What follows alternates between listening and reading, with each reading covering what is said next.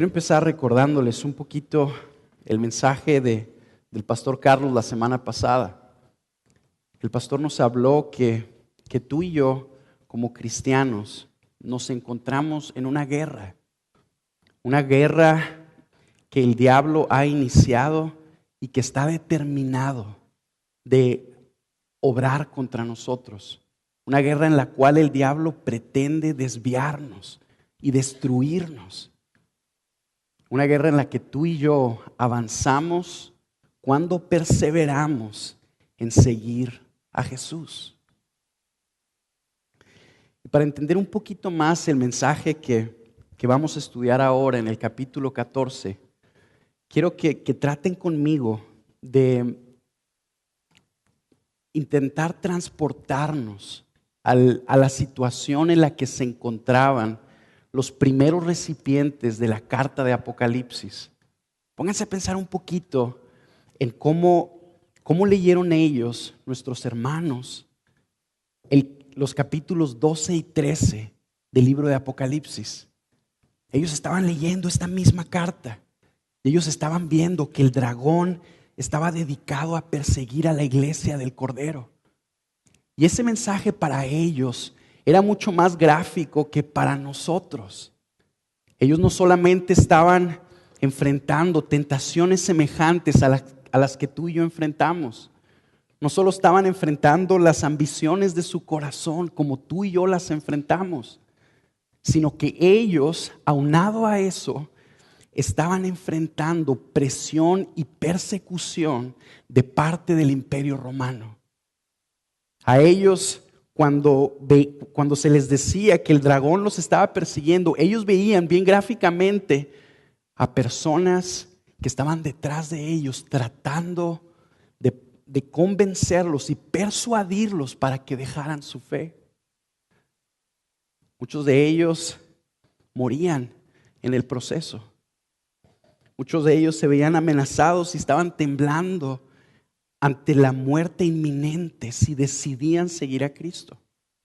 Y dentro de ese contexto es donde aparece el capítulo 14 del libro de Apocalipsis. Así que quiero pedirles, por favor, si me acompañan al libro de Apocalipsis, al capítulo 14, y vamos, si me acompañan poniéndose de pie, por favor. Y con eso en mente, con ese trasfondo histórico que tú y yo tratamos de entender, en el que se encontraban nuestros hermanos, vamos a empezar a leer este capítulo. Voy a leer de la Biblia de las Américas. Fíjense cómo empieza este capítulo. Miré, y he aquí el Cordero estaba de pie sobre el monte Sión, y con él 144,000 que tenían el nombre de él y el nombre de su padre escrito en la frente. Y oí una voz del cielo como el estruendo de muchas aguas y como el sonido de un gran trueno. Y la voz que oí era como el sonido de arpistas tocando sus arpas. Y cantaban un cántico nuevo delante del trono y delante de los 4 seres vivientes y de los ancianos. Y nadie podía aprender el cántico sino los 144,000 que habían sido rescatados de la tierra. Estos son los que no se han contaminado con mujeres, pues son castos. Estos son los que siguen al Cordero a donde quiera que va. Estos han sido rescatados de entre los hombres como primicias para Dios y para el Cordero. En su boca no fue hallado engaño, están sin mancha. Y vi volar en medio del cielo a otro ángel que tenía un evangelio eterno para anunciarlo a los que moran en la tierra y a toda nación, tribu, lengua y pueblo, diciendo a gran voz: temed a Dios y dadle gloria, porque la hora de su juicio ha llegado. Adorad al que hizo el cielo y la tierra, el mar y las fuentes de las aguas. Y le siguió otro ángel, el segundo, diciendo: cayó la gran Babilonia, la que ha hecho beber a todas las naciones del vino de la pasión de su inmoralidad. Entonces lo siguió otro ángel, el tercero, diciendo a gran voz: si alguno adora a la bestia y a su imagen y recibe una marca en su frente o en su mano, él también beberá del vino del furor de Dios, que está preparado puro en el cáliz de su ira, y será atormentado con fuego y azufre delante de los santos ángeles y en presencia del Cordero.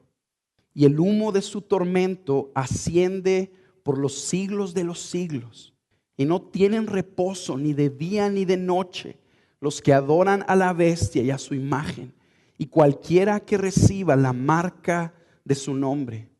Aquí está la perseverancia de los santos que guardan los mandamientos de Dios y la fe de Jesús.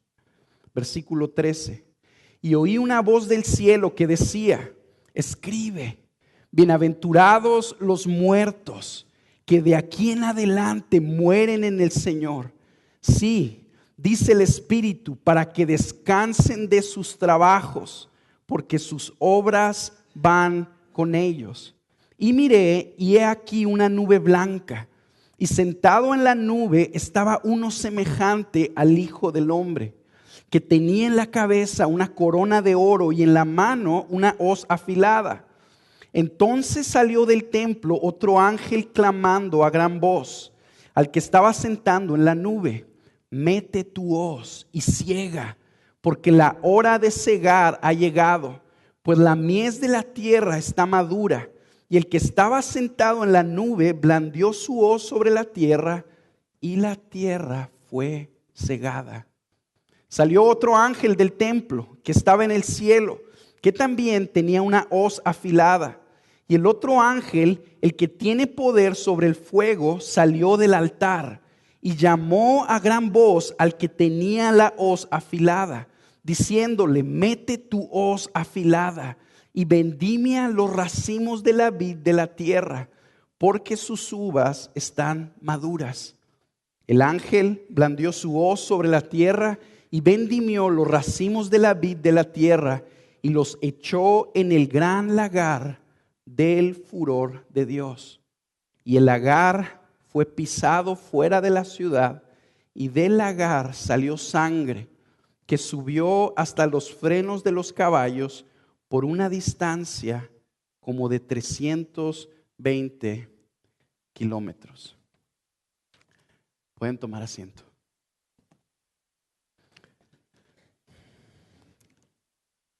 Para tratar de entender este pasaje del capítulo 14, tenemos que saber esto. Hagan de cuenta que lo que Dios está haciendo en este capítulo es que le está abriendo a su iglesia una cortina para ver el futuro de la historia.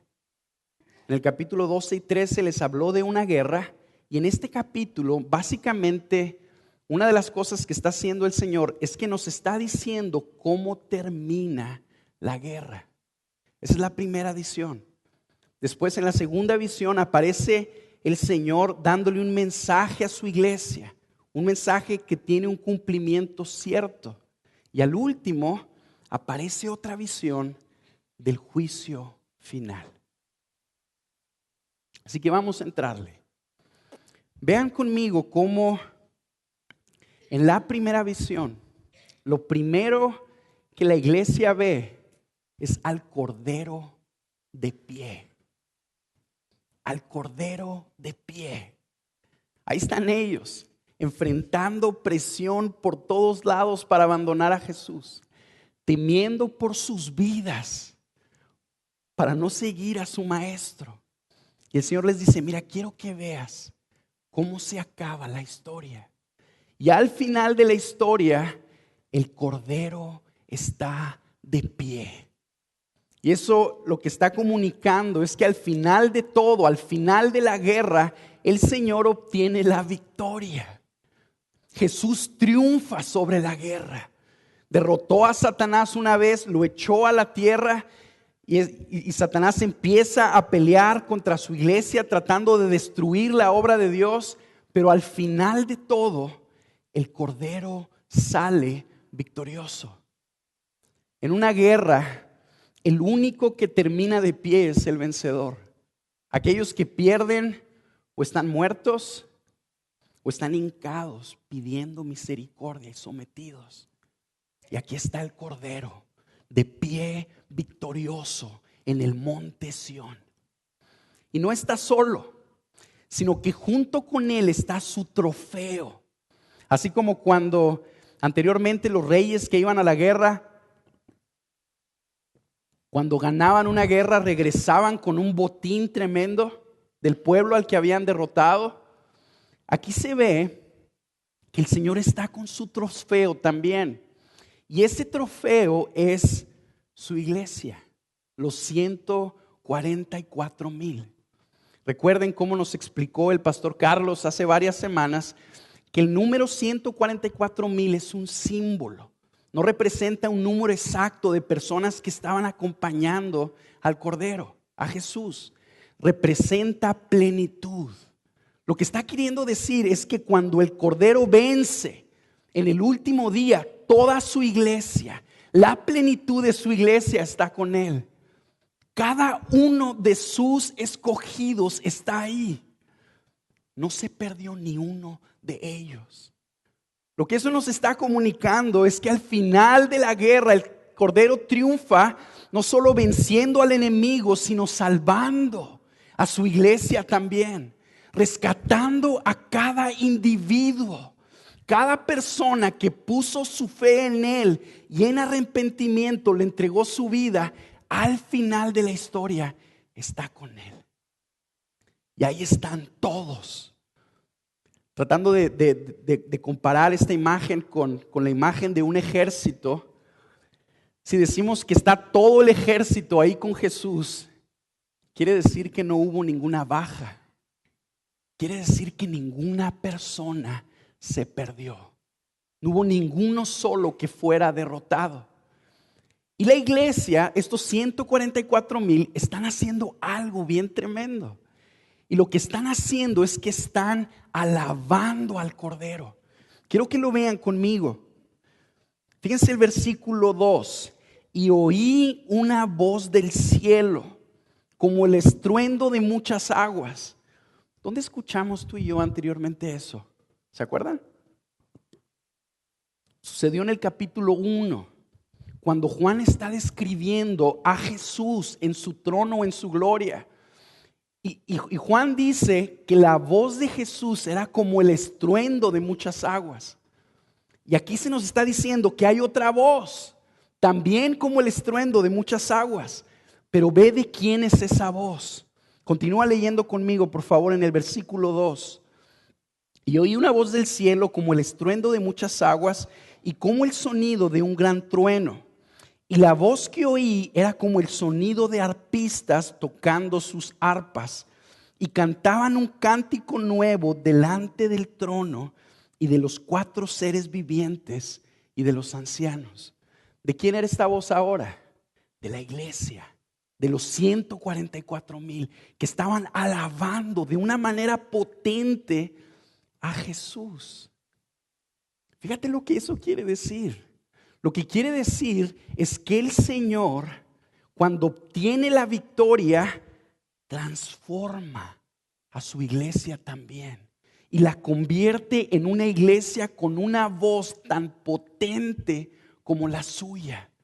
Una voz con un poderío victorioso con el que está adorando a Jesús y al Padre. Vemos al Señor en su victoria. No solo destruyendo sus enemigos, sino también habiendo completado su obra, habiendo salvado a los suyos, habiendo santificado por completo a cada uno de los suyos. Y lo vemos listo, está de pie y está listo para establecer su reino en la tierra. Está listo para gobernar a todas las naciones con vara de hierro. Está listo para castigar a sus enemigos Ahí está el Cordero de pie en el monte Sión. Quiero hacerte una pregunta. La última vez que tú y yo vimos la iglesia, anteriormente a estos 144,000, ¿cómo la vimos? La vimos en el capítulo 2 y 3 del libro de Apocalipsis. ¿Y cómo estaba siendo descrita por Jesús? ¿Estaba siendo descrita así? No. La descripción era diferente. ¿Se acuerdan? Has perdido tu primer amor. Tú te crees que eres rica, pero eres pobre, ciega, miserable, desnuda. Arrepiéntete, estás muerta. Persevera en seguirme, si no voy a llegar y voy a quitar de ti tu candelero. ¿Se acuerdan? Pregúntense conmigo qué hizo la diferencia. ¿Cómo pasa de esa iglesia del capítulo 2 y 3 a convertirse en esta iglesia que tú y yo vemos en el capítulo 14? Una iglesia victoriosa, alabando a Jesús de una manera potente. La diferencia la hace que el Cordero está de pie. Eso hace la diferencia. Jesús, el que le tocó la puerta a su iglesia, que se acercó llamándole al arrepentimiento, este capítulo nos ayuda a ver que al final ese Cordero completa su obra en ella y santifica a su iglesia por completo y la salva y la transforma y la convierte en una iglesia victoriosa.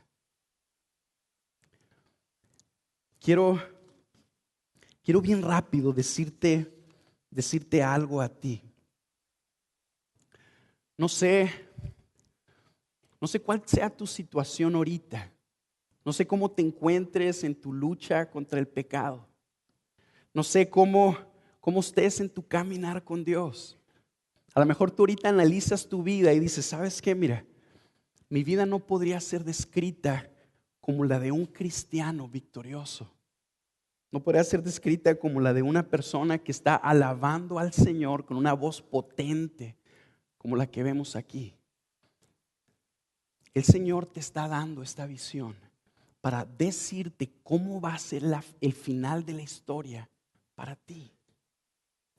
Si tú has creído en Jesucristo y eres un discípulo genuino de Él, quiero decirte esto: tú eres parte de esta iglesia.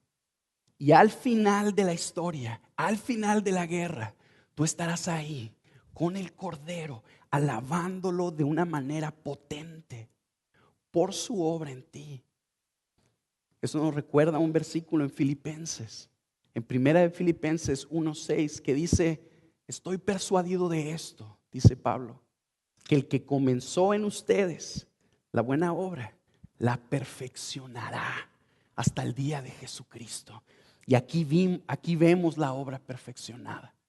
Así que quiero animarte bien rápido, que sigas perseverando en tu caminar con Jesús, que sigas negando aquello que te quiere desviar de tu maestro y que confíes que al final el Señor hará su obra en ti.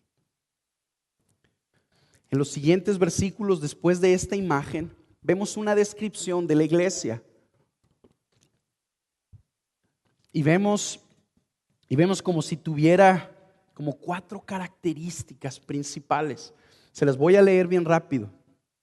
Está en el versículo 4. Estos son los que no se han contaminado con mujeres, pues son castos.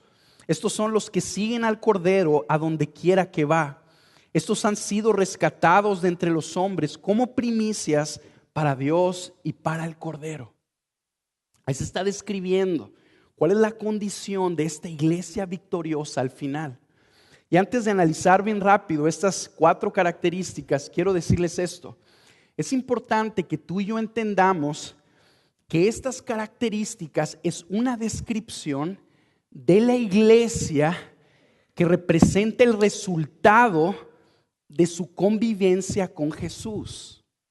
Estas 4 características no son requisitos que la iglesia tuvo que alcanzar para permanecer o pertenecer a este grupo. son características que describen el resultado de la presencia y la obra de Jesús en la iglesia. Se los voy a poner de esta manera. Imagínense que una familia decide adoptar un niño. Llegan ahí al DIF, se acercan, ven a todos los niños sentaditos y en amor deciden por uno de ellos.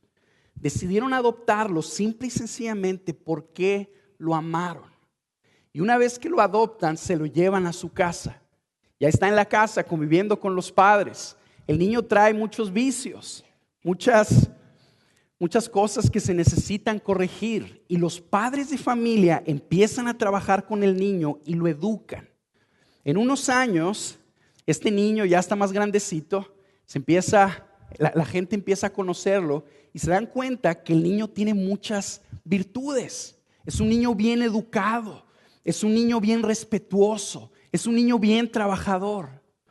Sería ilógico que las personas que ven a este niño se acercaran con los padres de familia y le dijeran: oye, el niño cumplió esos requisitos morales, vivió a esa estatura moral y esa fue la razón por la que tú decidiste escogerlo. Los padres de familia dirían: no, yo lo escogí y lo acepté por amor. Estas virtudes que tú viste en él, que tú ves en él, son el resultado de mi intervención en su vida. Entonces es lo mismo. Estas características no son requisitos que la gente tiene que cumplir para ser aceptada por Jesús. Son el resultado de la obra de Jesús en la vida de ellos. No tenemos mucho tiempo para detenernos a estudiar cada una de ellas, pero lo que vamos a hacer bien rápido es que vamos a resumirlas en esto. Estas 4 características describen a la iglesia como una que le es fiel a Jesús. En eso se resumen. La iglesia al final es una iglesia victoriosa que le es fiel a Jesús, que demostró serle fiel a Jesús aún con la presión de la muerte. Cuando tú y yo vemos, por ejemplo, que dice que no se contaminaron con mujeres, lo que está diciendo es que se guardaron puros para Cristo, que fueron fieles, que no se contaminaron con la inmoralidad del mundo, que no se fueron tras otros dioses, sino que permanecieron fieles a Jesús. Cuando dice que siguieron al Cordero a donde quiera que va, está diciendo que ellos permanecieron en fidelidad a su Maestro, que lo siguieron, que a donde quiera que Él fue, ellos fueron. Cuando dice que son primicias para Dios, nos está ayudando a ver que es una iglesia que reconoce que le pertenece a Jesús y que permanece fiel a su dueño. Cuando dice que está sin mancha y que no se encontró engaño en su boca, nos está diciendo que permanece fiel y que no se adoptó, no se amoldó a este mundo, sino que permaneció fiel imitando a su Maestro. En eso se resumen esas características. Después de esa visión, termina esta primera visión y vemos a un ángel. Acompáñenme por favor al versículo 6. Dice Juan: y vi volar de en medio del cielo a otro ángel que tenía un evangelio eterno para anunciarlo a los que moran en la tierra. Aquí empieza la segunda visión. Y lo que esta visión está haciendo es que nos presenta un mensaje. El mensaje que Dios le está dando al mundo. El mensaje que nos ha estado dando el Señor a través de toda la carta. Y quiero empezar con esto. Nota conmigo cómo lo primero que el Señor le dice a su iglesia, el primer mensaje que el Señor le manda al mundo, es el mensaje del evangelio. Otra vez, vamos a tratar tú y yo de identificarnos con las personas que recibieron la carta por primera vez. Ahí estaban sentados en la iglesia, estaban leyendo toda la carta en una sola sentada. Se encontraron con el capítulo 8, donde decía que aparecían ángeles enviados al mundo. ¿Qué hacían esos ángeles? Juzgaban la tierra. Y tocaron las 7 trompetas y los juicios de Dios fueron derramados sobre la tierra. Ahora aquí aparece otro ángel, pero en vez de traer un juicio, fíjate lo que trae. Trae el evangelio eterno. Ese detalle es importante porque cuando, va a continuar la carta de Apocalipsis y en el capítulo 16 vamos a ver otros ángeles también. Y los ángeles van a hacer lo mismo que hicieron en el capítulo 8. Van a derramar las 7 copas de la ira de Dios. Entonces aquí, en medio de estos capítulos, hablando de juicio, aparece el mensaje de un ángel. Y lo que está haciendo, hagan de cuenta que es como un rayito de luz en medio de una tormenta oscura. Y lo que está haciendo es que Dios está anunciando las buenas noticias de salvación al mundo. Y ese contraste nos revela una cosa. Nos ayuda a ver el corazón de Dios detrás del juicio. Nos ayuda a ver que es cierto que Dios está juzgando a este mundo. ¿Por qué? Porque el mundo merece ser juzgado por Dios. El mundo hemos levantado su puño contra el Señor, diciéndole: no sea tu voluntad, sino la mía. El mundo le ha dado la espalda a su Creador y por eso amerita ser juzgado por Él. Y en medio de ese juicio aparece este rayo de luz, diciéndole el Señor al mundo: quiero que sepan que yo no quiero la muerte del impío. Yo no quiero la destrucción del pecador. Yo no quiero que el hombre sea destruido por sus pecados. Yo amo a ese mundo. Yo amo a aquellos que me han dado la espalda. Yo amo a aquellos que se han rebelado contra mí, que han persistido en vivir en contra de mí. Y tanto lo amo que envié a mi Hijo Jesús al mundo para que le anunciara a los hombres mi voluntad. Y murió en una cruz para que su sangre perfecta y pura fuera derramada y pudiera lavar los pecados de ellos, a fin de que fueran lavados de su maldad y pudieran ser reconciliados conmigo. Aquí está este anuncio, diciéndole Dios a los pecadores, a ti y a mí: yo no quiero que nadie se pierda. Yo no me deleito en la muerte del impío. Yo no me deleito en la ejecución de mis juicios. Yo no me deleito en de un día para otro destruir una tercera parte de la humanidad. Yo me deleito en que el hombre se arrepienta, que se acerque a mí para que sea reconciliado conmigo, que yo quiero salvarlo de la destrucción inminente que vendrá sobre la tierra. Este pequeño detalle nos recuerda un versículo como el de 1 Timoteo 2, 4 y 5. Fíjense lo que dice. Se los voy a leer yo, no tienen, si quieren anotarlo. Dice: delante de Dios nuestro Salvador, el cual quiere que todos los hombres sean salvos y vengan al pleno conocimiento de la verdad. Porque hay un solo Dios y un solo mediador entre Dios y los hombres, Cristo Jesús, hombre.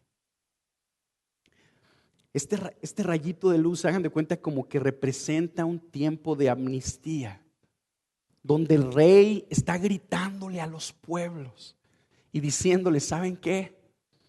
Mi reino se va a establecer aquí. Y la tierra va a ser destruida. Y todos aquellos que persistan en vivir en mi contra y a resistirse de mi reino serán destruidos por mí. Pero quiero que sepan esto: yo no quiero la destrucción de nadie. Entonces ahorita Les estoy dando la oportunidad de que se arrepientan. Acérquense a mí, acérquense a mí. Todo el que se acerque será perdonado, porque yo me deleito en la misericordia. Este pequeño rayito de luz es un anuncio de la cruz y nos revela el carácter de Dios en el libro de Apocalipsis. Nos muestra su misericordia y su amor para con el impío y el pecador. Y antes de detenernos a estudiar un poquito el mensaje que se da cuando se trae el evangelio, quiero rápidamente decir esto.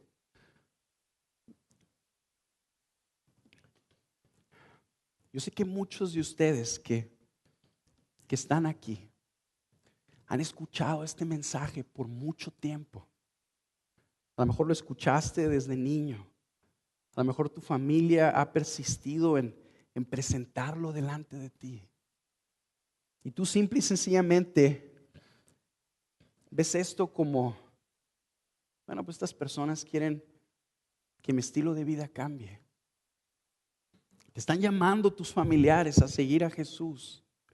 Y tú estás interpretando ese mensaje como que tu familia te invita a algo. Simple y sencillamente a un estilo de vida diferente. Quiero animarte a que tú veas que este mensaje no está originado en tu familia. Este mensaje está originado en el cielo, en el Cordero. Es el Cordero victorioso el que envía a sus ángeles a decirle al mundo: vayan y díganle al mundo mis buenas noticias. Díganle al mundo que ahorita estoy dispuesto a perdonar a todo aquel que se arrepienta. Y quiero bien rápido decirte, si tú estás persistiendo en seguir en tus caminos, en lugar de responder a Jesús, date cuenta que estás rechazando la oportunidad del Cordero. La oportunidad de aquel que termina reinando y triunfando al final de la historia, de pie, victorioso, junto con su iglesia. Y apelo a ti, bien sencillo: arrepiéntete, entrégate a Jesús, deja tus caminos y aquello que te está arrastrando a no seguirlo, y sigue al Cordero que te está llamando a ti. Quiero que vean un detalle bien rápido también. Este evangelio es predicado a toda lengua, tribu, pueblo y nación. Quiere decir que todo el mundo es objeto de estos mensajeros. Este evangelio llega a cada rincón de la tierra. Alguno de ustedes se podría preguntar: oye,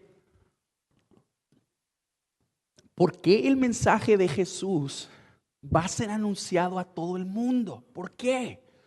¿Que no sabes tú que los pueblos del otro lado del mundo tienen sus propias religiones y no quieren escuchar otra religión? ¿No quieren escuchar acerca de Jesús? ¿Que no sabes eso? ¿Por qué? O sea, ¿por qué el afán del Cordero de esparcir su mensaje a toda lengua, a toda tribu, a toda nación? El versículo de Timoteo nos ayuda a contestar esa pregunta. Lo van a poner aquí arriba y se los voy a leer bien rápido. Dice: delante de Dios nuestro Salvador, el cual quiere que todos los hombres sean salvos y vengan al pleno conocimiento de la verdad. Fíjense el versículo 5. Porque hay un solo Dios. Un solo Dios. Solamente hay uno que es responsable de crear todo el universo. Solamente hay uno. Solamente hay uno que es responsable de sostener el aliento de todo ser viviente. Nomás hay uno. Y después nos dice que también hay un solo mediador entre Dios y los hombres. Que solamente hay uno también. Hay uno que puede mediar entre este Dios santo y su creación que ha decidido pecar. Solamente hay una persona que puede reconciliar a estos dos partidos. Solamente hay una persona que puede acercar al hombre pecador a que tenga una relación con el Dios Santo. La razón por la que este evangelio será predicado a todas las naciones es porque las religiones de los pueblos que enseñan un mensaje diferente al mensaje de Jesús no logran conseguir una mediación entre el hombre y Dios. Es una religión inefectiva. Es una religión que no alcanza a que los hombres sean perdonados de sus pecados, porque lo único que alcanza es la sangre del Cordero, del Hijo de Dios, que dio su vida por el hombre para que pudiera ser perdonado. Solo hay algo que limpia al impío y es la sangre del Hijo de Dios, que vivió una vida perfecta. No hay otro mediador, nomás hay un mediador, y ese mediador es Jesús. Y es por eso que este evangelio está siendo predicado en todo el mundo y lo va a seguir siendo. Y por eso sigo apelando a ti. Tú que ahorita puedes escuchar este mensaje. Hay personas que no tienen el mismo privilegio que tú y yo tenemos, que estamos sentados con la Biblia en la mano, escuchando lo que el Hijo de Dios le dice al mundo. Quiero rogarte, reconcíliate con Dios, arrepiéntete de tus pecados para que sean lavados y puedas volver a tener una relación con Él. Que si persistes en rechazar esto, te enfrentarás al Cordero, pero no como tu Salvador, sino aquel a quien tú te opusiste, y no estarás de pie con Él en el día final. Vamos a tratar de analizar un poquito el mensaje. Fíjense cómo dice el versículo 6. Vi volar en medio del cielo otro ángel que tenía un evangelio eterno para anunciarlo a los que moran en la tierra y a toda nación, tribu, lengua y pueblo, diciendo a gran voz: temed a Dios y dadle gloria, porque la hora de su juicio ha llegado.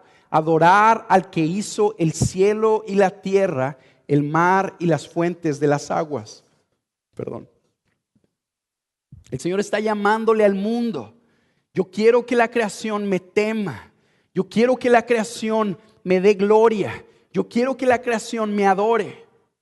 Y en términos generales, lo que estos tres términos quiere decir es que el Señor está pidiéndole al hombre que tome una postura congruente ante Él. En esto se resumen estos tres términos. El llamado de Dios al hombre, el llamado de Dios a ti y a mí es: adopta una postura correcta ante mí. Eso es lo que Dios nos está pidiendo. Que tú y yo adoptemos una postura correcta ante la majestad de quien es Él. Pensemos un poquito en esto. ¿Quién es Dios? ¿Quién es el Cordero? Es el que termina de pie. Es el que termina hollando a sus enemigos. Es el Rey de Reyes y el Señor de Señores. Es el que tiene la tierra entera en su mano. Este es Dios. ¿Cuál es la postura correcta que tú y yo debemos de adoptar ante Él? Una de temor, una que le dé gloria y una de adoración. Vamos a ver un ejemplo en el libro de Marcos que va a ilustrarnos un poquito esto. ¿Se acuerdan de la mujer que tenía flujo de sangre? Si no, se los voy a platicar bien rápido. En el libro de Marcos tenemos una historia de una mujer. Es una mujer que padecía flujo de sangre y que no podía ser sanada. Todo lo que tenía lo gasta en doctores y no recibe ningún beneficio a cambio. Simple y sencillamente le estafaban y ella seguía con su enfermedad. En una ocasión, esta mujer se encuentra con Jesús y lo ve caminando. Y esta mujer dice, ¿sabes qué? Si tan siquiera yo toco su manto, voy a ser sanado de mi enfermedad.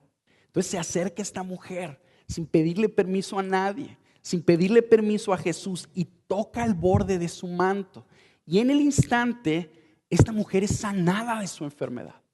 Y Jesús agarra y dice, hey, ¿quién me tocó? Todos sus discípulos que estaban alrededor de él, enseguida de una multitud, le dicen a Jesús, Jesús, ¿cómo que quién te tocó? O sea, hay un chorro de gente aquí, ¿verdad? No, es que alguien me tocó y salió poder de mí para sanar a alguien. Y esta mujer es descubierta de lo que hizo. Se da cuenta que aquel a quien tocó no es un simple profeta, sino que en efecto es uno, no solo que descubre todas las cosas que están en tinieblas, sino es uno también que sana y hace lo que nadie más puede hacer. En el momento en que esta mujer es descubierta, fíjense lo que hace. Lo vemos en Marcos 5:33. Si quieren, anótenlo. Y aquí se los leo yo. Dice Marcos 5:33. Entonces la mujer, temerosa y temblando, dándose cuenta de lo que había sucedido, vino y se postró delante de él y le dijo toda la verdad. Fíjate la actitud que esta mujer tomó. Esta mujer se da cuenta de quién es Jesús y lo que hace es que se postra ante él. Está temiendo, está temblorosa, pero en lugar de alejarse de Jesús, se acerca a este Jesús que tiene el poder de todo. Se acerca a este que la sana, pero se acerca en una postura de adoración. Se acerca inclinándose, sometiéndose a Jesús, reverenciando a Jesús, honrando a Jesús. Esa es la postura correcta que el hombre debe de tomar ante el Dios del universo. Y ese es el llamado que Dios le está haciendo al mundo. Solo quiero que tomen una postura congruente ante quien yo soy. Es el llamado que Dios te está diciendo a ti. Lo que quiero es que tú actúes y te relaciones conmigo, no en relación a quién tú eres o en relación a lo que quieres, sino en relación a lo que yo soy, a mi grandeza, a mi gloria, a la honra que merezco. Y aquí bien rápido, creo que es bueno que te preguntes conmigo, ¿cuál es la postura que estás tomando tú ante este Dios? Ante el Cordero que termina de pie al final. ¿Cuál es tu postura? ¿Es una postura como estas? ¿Es una postura como la de la mujer que se postra en adoración? ¿O es una postura a lo mejor de ligereza? Te acercas al Dios del universo y le hablas de Diosito. Ah, es que Jesús es mi amigo, es mi compa. Quiero aprovechar esta oportunidad y animarte a que veas que el mensaje de Dios para ti es que le temamos, es que lo glorifiquemos, es que lo adoremos, es que tomemos esa postura congruente ante quien Él es. Déjenme decirles esto.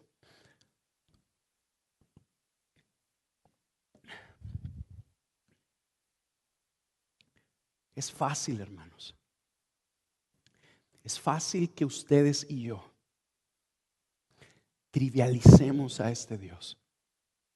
Es fácil que ustedes y yo querramos relacionarnos con el Cordero de una manera familiar, como si Él fuera alguien con el que tú y yo podemos jugar. Pero este libro está haciendo algo que debe cambiar nuestras vidas. Está exaltando a Jesús como el Rey victorioso, el Rey que le habla al mundo, diciéndoles: sométanse ante mí. Realmente es lo mejor que podemos hacer. Realmente correr a los pies de este Cordero es lo mejor que podemos hacer. ¿Por qué? Porque este Cordero que le está hablando al mundo es el mismo que murió por nosotros. Es el mismo que es grande en misericordia. Lo peor que tú y yo podemos hacer es seguir nuestros propios caminos y abandonar a este que nos ama de tal manera que se entregó por nosotros. Someternos a Jesús, correr a Jesús, ir a Jesús, es lo más dulce que existe. No lo más fácil. A lo mejor es difícil, pero es lo más dulce que existe. Amén. Vamos a ver el segundo mensaje. Ese es el primero, el ángel hablándole el evangelio eterno, el evangelio que no cambia a todas las naciones. Y después de eso, se da un anuncio en relación a Babilonia. Y lo único que se hace aquí es que se dice que esta Babilonia va a caer, que cae la gran Babilonia. Esto lo vemos en el versículo 8. Entonces aquí está el Cordero, los ángeles del Cordero victorioso anunciando la caída de Babilonia. No voy a entrar mucho en detalle aquí porque me pidió el pastor Carlos que le diera oportunidad a él, no se crean. En el capítulo 18 se va a expandir esto mucho. Lo único que vamos a decir bien rápido es que la gran Babilonia representa la tercera estrategia de Satanás. El pastor Carlos nos habló de 2 estrategias en los capítulos anteriores, en el 12 y el 13. Babilonia es la tercera y significa el sistema del mundo. El mundo y todo lo que el mundo hace para persuadir a la gente a que sigan un camino diferente al del Cordero. Eso es la gran Babilonia. Y aquí el mensajero del Cordero victorioso nos está diciendo, esa Babilonia que le dio de beber a todas las naciones del vino de su inmoralidad, cayó. Va a caer. Babilonia representa todo esfuerzo del diablo a través del mundo para convencer a la gente que no tema a Dios. Todo esfuerzo del diablo para convencer al mundo de que no glorifiquen a Dios. Todo esfuerzo del diablo para convencer al mundo de que no adoren a Dios, sino que se vayan en pos de otras cosas. Pues esa gran Babilonia, dice el Cordero, al final de la historia cae y es conquistada. Así como una gran ciudad es conquistada por enemigos y luego incendiada, así va a caer todo ese sistema con todos mis enemigos. Vamos al tercer mensaje, el tercer ángel. Fíjense lo que dice el tercer ángel. Entonces, en el versículo 9, lo siguió otro ángel, el tercero, diciendo a gran voz: si alguno adora a la bestia y a su imagen y recibe una marca en su frente o en su mano, él también beberá del vino del furor de Dios, que está preparado puro en el cáliz de su ira, y será atormentado con fuego y azufre delante de los santos ángeles y en presencia del Cordero. Fíjense lo que dice el versículo 11. Y el humo de su tormento asciende por los siglos de los siglos, y no tienen reposo, ni de día ni de noche, los que adoran a la bestia y a su imagen. Y cualquiera que reciba la marca de su nombre. Ese tercer mensaje es una advertencia. Es una advertencia de Dios al mundo y a su iglesia. Y diciéndole: aquel que ceda ante la presión de la bestia, se las va a ver conmigo. Vamos otra vez a tratar de ponernos en los zapatos de los primeros cristianos que recibieron esta carta. Eso nos va a ayudar a entender un poquito más el mensaje. Los primeros cristianos que estaban ahí en sus casas, la iglesia no era así como es ahorita, así con un edificio bonito, con aire acondicionado y luces. Era en casas, encerrados estaban, en grupos pequeños. El contexto era un poquito más parecido a tu grupo de casa. Ya estaban los primeros cristianos recibiendo esta carta. Y como dijimos al principio, no solo estaban ellos enfrentando la estrategia del diablo para apartarse de Jesús por medio de tentaciones que veían. Tentaciones como las que tú y yo tenemos. Ellos las estaban enfrentando también. Seducciones que tú y yo vemos diariamente. El compromiso del mundo, ellos lo estaban enfrentando también. Pero adicional a eso, estaban enfrentando presión por parte del gobierno, por parte del Imperio Romano. El Imperio Romano, dicen los historiadores, que en este tiempo estaba presionando a la gente que había sido en todas las provincias de Roma, y la estaba presionando a que adoraran al emperador y a la estatua que había erigido. Y de esa manera mostraban su lealtad al Imperio Romano. Entonces nuestros hermanos estaban enfrentando presión. A ellos se les estaba diciendo: adora al emperador, adora su imagen, y de esa manera vas a mostrarle lealtad a Roma. Y si no lo haces, como no estás siendo leal con el emperador, vas a enfrentar la muerte. Y muchos cristianos eran martirizados bajo esa presión. Entonces aquí están estos hermanos. ¿Qué les dice el Cordero a ellos? Fíjate lo que les dice: aquel que ceda, aquel que muestre su lealtad a otro que no se halló, va a enfrentar el vino del furor de Dios. Vamos a tratar de reconstruir esa imagen. Imagínate un padre de familia. Ahí está, en la iglesia, y está enfrentando la presión de Roma a negar a Jesús. Y él sabe que el único que merece adoración es el Cordero. Él sabe que el único que merece la honra y la alabanza es Jesucristo. Y él está viendo a sus hijos. Él está viendo a su esposa. Y está siendo tentado a retroceder. Dice: ¿sabes qué? ¿Cómo voy a dejar a mi familia descubierta? Y está siendo tentado a adorar a este emperador romano. Y Jesús le dice: no lo hagas. No lo hagas. Permanece fiel conmigo hasta la muerte. Porque si tú adoras a ese emperador, no vas a enfrentar un castigo como una muerte temporal, sino que vas a enfrentar el furor de mi Padre por toda la eternidad. Quiero que vean conmigo el versículo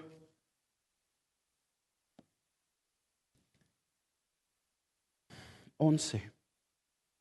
Fíjense cómo dice: y el humo de su tormento asciende por los siglos de los siglos, y no tienen reposo ni de día ni de noche los que adoran a la bestia y a su imagen.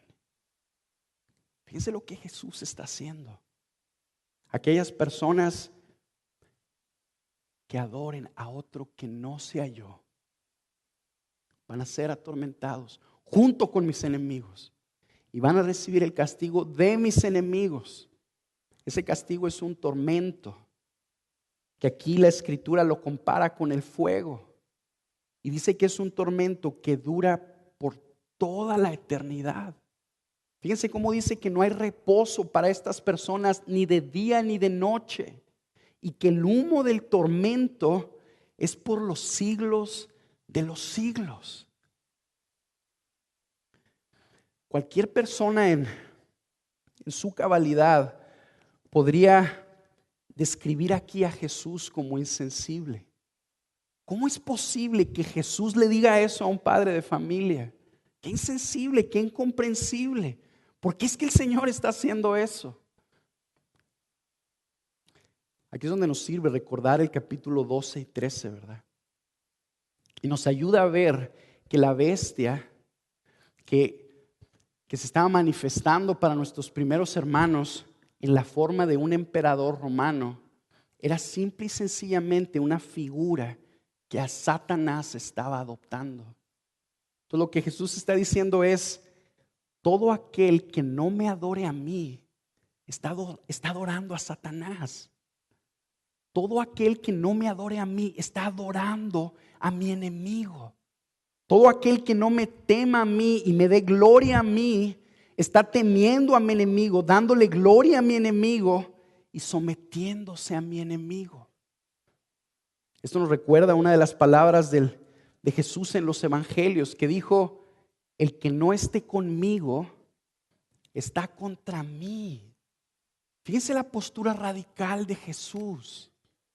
Aquí está Jesús diciendo: yo pido de mi pueblo lealtad y adoración y gloria hasta lo sumo. ¿Por qué? Porque Él lo merece. Porque Él lo merece. Porque no hay otro que lo merezca. Y date cuenta cómo el diablo está haciendo lo mismo. El diablo también está presionando a la gente para que lo adoremos a Él. Y dice: si tú no estás conmigo y estás adorando al Cordero, te voy a dar la muerte también. Es esta lucha, hermanos, de esta guerra en la que nos encontramos. ¿A quién vas a adorar? Es una pregunta que tú debes hacerte. Tú y yo el día de hoy nos estamos enfrentando a una presión como nuestros hermanos del primer siglo. Pero eso no quiere decir que el diablo no esté de una manera activa, buscando que tú y yo nos desviemos de Cristo. Claro que lo está, pero a lo mejor está haciéndolo por debajo del agua. A lo mejor sus estrategias son más sutiles. Piensa por favor conmigo en esto. Todo aquello que te desvía de Jesús es el diablo. Todo aquello que te desvía de que tú temas a Dios, de que tú adores a Dios, de que tú glorifiques a Dios, es una estrategia intencional de Satanás para arrastrarte con él. ¿Qué está queriendo quitar tu atención de Jesús? Hazte esa pregunta, por favor. Puedes estar seguro que detrás de ese objeto, o detrás de esa persona, o detrás de ese estilo de vida, o detrás de esa corriente, está la bestia.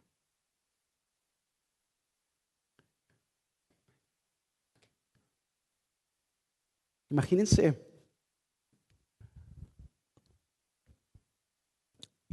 que uno de nuestros hermanos del primer siglo hubiera una máquina del tiempo y se pudiera transportar a la actualidad y que llegara a tu casa. Ahí está uno de estos padres de familia que recibió este mensaje y que siguió a Jesús hasta la muerte. Se queda contigo ahí en tu casa. ¿Cuál crees que sería el mensaje que Él te diera al ver tu postura ante Jesús, ante el mundo, ante la iglesia, ante tu trabajo? ¿Cuál crees que sea el mensaje que Él te daría? ¿Crees que encontraría Él compromiso de tu parte para con aquello que no es del Cordero?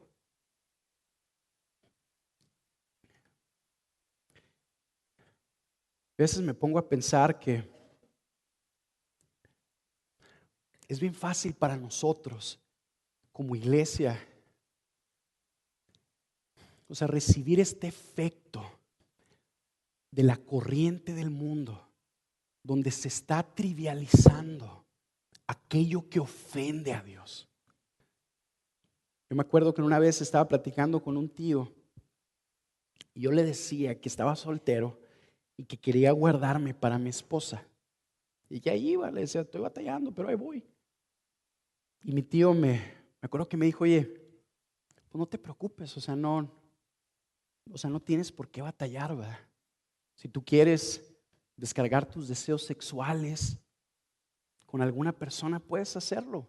Tomás, pues hazlo de una manera cuidadosa y esto y lo otro. Y yo me acuerdo que me quedé diciendo: bueno, el pecado trivializado, ¿verdad? O sea, el efecto del mundo, minimizando aquello que el Señor en su palabra dice que es gravoso para Él. No sea, mis hermanos, que eso esté sucediendo en nuestras vidas, que tú y yo estemos comprometiéndonos con la bestia de una manera trivial, por pensar que las palabras de Jesús no son lo que dice la Biblia, por pensar que las advertencias de Jesús no son lo que dice la Escritura que son, y que no tomemos una postura sobria ante ellas. Vamos a ver la última visión. Versículo 13. Y oí una voz del cielo que decía: escribe, bienaventurados los que de aquí en adelante mueren en el Señor. Sí, dice el Espíritu, para que descansen de sus trabajos, porque sus obras van con ellos. Y miré, y he aquí una nube blanca. Sentada en la nube estaba uno semejante al Hijo del Hombre, que tenía en la cabeza una corona de oro y en la mano una hoz afilada. Entonces salió del templo otro ángel clamando a gran voz al que estaba sentado en la nube: mete tu hoz y ciega, porque la hora de cegar ha llegado, pues la mies de la tierra está madura. Y el que estaba sentado en la nube blandió su hoz sobre la tierra, y la tierra fue cegada. Salió otro ángel del templo que está en el cielo, que también tenía una hoz afilada. Y otro ángel, el que tiene poder sobre el fuego, salió del altar y llamó a gran voz al que tenía la hoz afilada, diciéndole: mete tu hoz afilada y vendimia los racimos de la vid de la tierra, porque sus uvas están maduras. El ángel blandió su hoz sobre la tierra y vendimió los racimos de la vid de la tierra y los echó en el gran lagar del furor de Dios. Y el lagar fue pisado fuera de la ciudad, y del lagar salió sangre que subió hasta los frenos de los caballos por una distancia como de 320 kilómetros. Estamos viendo aquí una imagen de una cosecha, simple y sencillamente.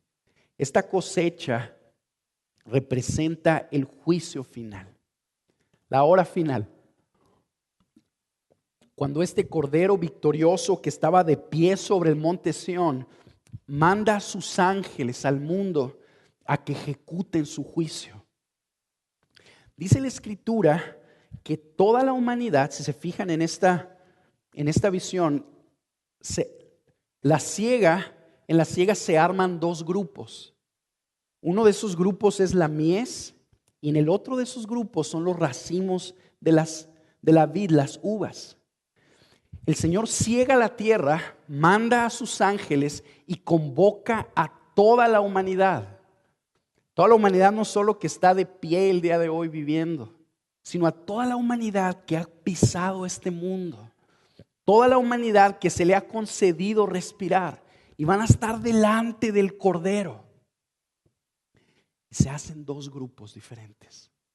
Uno de esos grupos es la mies y otro de esos grupos son las uvas. La mies representa la iglesia. Esa iglesia es cegada y es preservada para el Cordero. Toda la Biblia nos habla de que la iglesia será llevada a la presencia de Dios. Y el otro grupo representa a todos aquellos que decidieron no seguir a Jesús.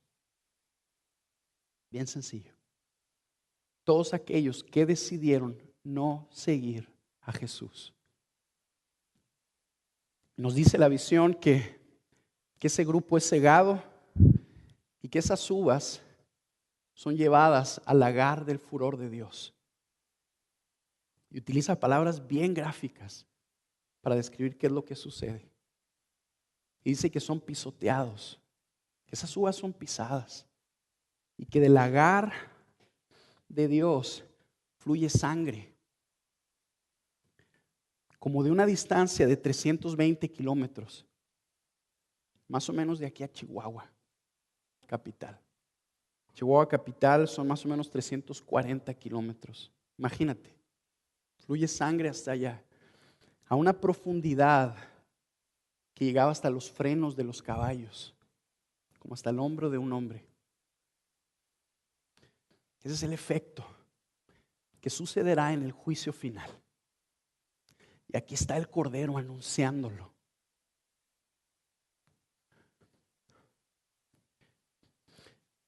Quiero que pienses conmigo que esta no es una historieta. Esto no es un cuento de hadas. Esta es la palabra del que resucitó de los muertos. Esta es la palabra del Cordero, de Jesús, el Hijo de Dios, que venció la muerte y que así como vino, prometió regresar. Y prometió regresar a esto, a juzgar a toda la humanidad.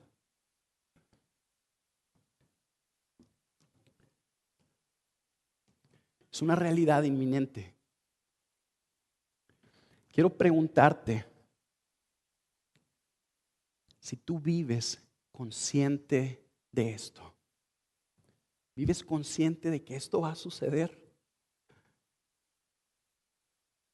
El vivir inconsciente, el vivir de una manera inconsciente de esto que viene, esto ciertísimo que viene.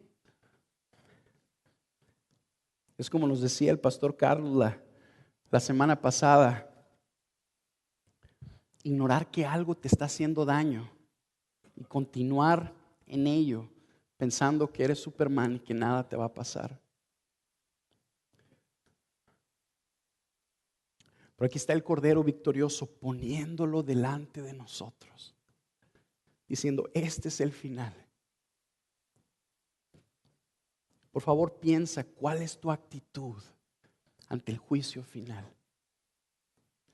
¿Estás preparado para este día? ¿Estás preparado para cuando suceda? Ahí vamos a estar tú y yo.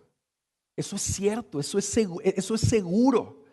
Y no solo tú y yo, sino toda la gente que tú y yo conocemos. Ahí van a estar los pastores. Ahí van a estar tus primos, tus familiares. Y todos los hombres vamos a pertenecer a uno de estos grupos. No va a haber intermedios. O más uno de estos dos. Aquí es donde entendemos lo dulce del primer mensaje que el Cordero nos trajo. El mensaje del Evangelio. Diciéndonos a nosotros, diciéndole a la humanidad, yo no quiero que nadie esté en el grupo que será pisoteado por el furor de Dios. Yo no quiero que nadie. Y tanto es mi deseo de salvar a los hombres, tanto es mi amor de glorificar a mi Padre, que di mi vida.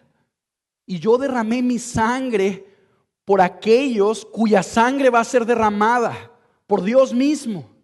Y yo morí en lugar de ellos. Y yo me entregué para que pudieran ser perdonados. No es necesario que nadie se pierda. No es necesario. Todo mundo puede venir al arrepentimiento, porque aquel que se acerque a mí no será rechazado. Ese es el mensaje del Evangelio. ¿Cómo estás respondiendo tú a esa única oportunidad que el Señor te está dando? Vamos a terminar con esto.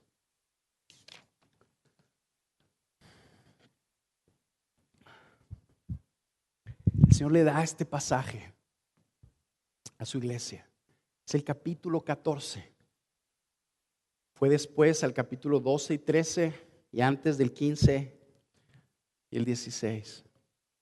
Una pregunta bien importante que tú y yo debemos de hacernos siempre que estamos leyendo la Escritura es, bueno, ¿por qué el Señor me está diciendo esto? ¿Y por qué me lo dice en esta parte de la Escritura? ¿Por qué antes de estos 2 capítulos? ¿Por qué? No, ¿por qué después de estos 2 capítulos? ¿Por qué antes de estos otros? ¿Qué es lo que el Señor está tratando de lograr? ¿Cuál es su mensaje? Aquí es donde ayuda otra vez ponernos en los pies, en los zapatos de nuestros hermanos del primer siglo y verlos a ellos ahí, en su iglesia pequeña, en su congregación, enfrentando esa presión por parte del emperador y del mundo a rechazar a Jesús. Y luego ven esto, la visión del Cordero triunfando de pie en el último día.